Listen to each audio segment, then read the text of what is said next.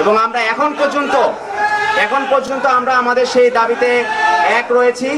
শাপলার কলি দিলে হবে না, শাপলার কলি দিলে হবে না, ফুল দিও কলি দিও, আমরা বলছি কলি দিলে হবে না, অবশ্যই শাপলা দিতে হবে আমাদেরকে। শাপলা এবং শাপলাই হবে এনসিপির মার্কা। শাপলা বাদে এনসিপি অন্য কোনো মার্কা মানবে না, মেনে নেওয়া হবে না। এবং শাপলা প্রতীকের ব্যাপারে আমরা দেখেছি জনগণ আমাদের সাথে আছে এবং আমরা অধিকার, আমাদের যে রাজপথ, সেই রাজপথে আন্দোলনের মাধ্যমে হলেও আমরা আমাদের সেই অধিকার এবং আমাদের যে দাবি, সেই দাবি আমরা আদায় করে নেব ইনশাআল্লাহ। জুলাই সনদ বাস্তবায়নের ব্যাপারে আমরা আগেই বলেছি, জুলাই সনদ এটি কোনো কাগজে কলম নয়, বরং এই জুলাই সনদ আমাদের নতুন বাংলাদেশের রাষ্ট্রকল্প।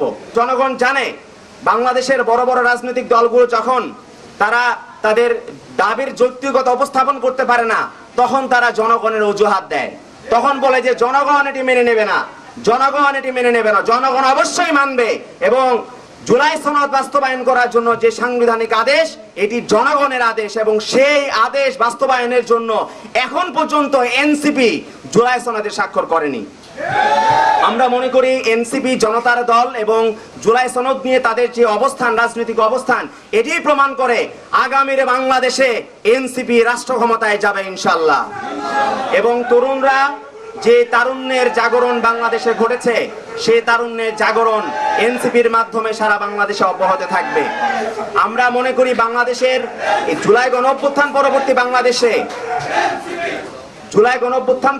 বাংলাদেশে আমরা দেখছি কিছু দল নব্য এরশাদের ভূমিকা অবতীর্ণ হয়েছে। তারা একদিন বলে এক কথা, পরের দিন বলে আরেক কথা। জুলাই সনদে স্বাক্ষর করব না, আবার পরের দিন তারা করছে। আবার একদল বলছে যে আমরা গণভোট চাই, কিন্তু কখন চাই? যখন নির্বাচন হবে সেই দিন আমরা গণভোট চাই। কিন্তু এখন পর্যন্ত কি আপনারা দেখেছেন যে বিএনপির কাছ থেকে তারা এখন পর্যন্ত কি জনগণের কাছে জিনিসটা স্পষ্ট করতে পেরেছে? নির্বাচন কমিশনকে গিয়ে কি তারা বলেছে যে নির্বাচন কমিশন আপনারা প্রস্তুত হন যেন ভোটের দিন জুলাই সনদ বাস্তবায়নের জন্য যে গণভোট প্রয়োজন সেটির আয়োজন করুন? অর্থাৎ তারা মুখে বলছে এক কথা যে নির্বাচনের দিন, জাতীয় নির্বাচনের দিন তারা সে গণভোট চায়, কিন্তু আদতে তাদের কোনো কার্যক্রম আমরা এখন পর্যন্ত লক্ষ্য করতে পারছি না। আমরা দেখছি বিএনপি দিন গুনছে কখন ডিসেম্বরের 7 তারিখ আসবে আর কখন তফসিল ঘোষণা করা হবে। আমরা বলছি যদি জুলাই সনদ বাস্তবায়নের জন্য অধ্যাদেশ জারি করা হয়, তাহলে অবশ্যই ডিসেম্বরের প্রথম সপ্তাহে কোন ধরনের তফসিল ঘোষণা করা হবে না এবং তরুণরা সেই তফসিল ঘোষণা করতে দিবে না।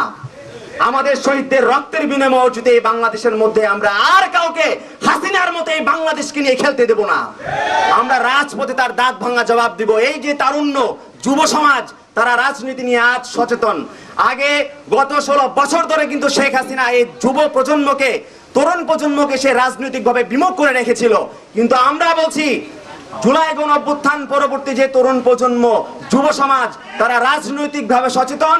তারা জুলাই সনদ অবশ্যই আদায় করবে, তারা জুলাই সনদের বাস্তবায়ন নিশ্চিত করবে এবং অবশ্যই গণভোট নিশ্চিত করবে ইনশাআল্লাহ।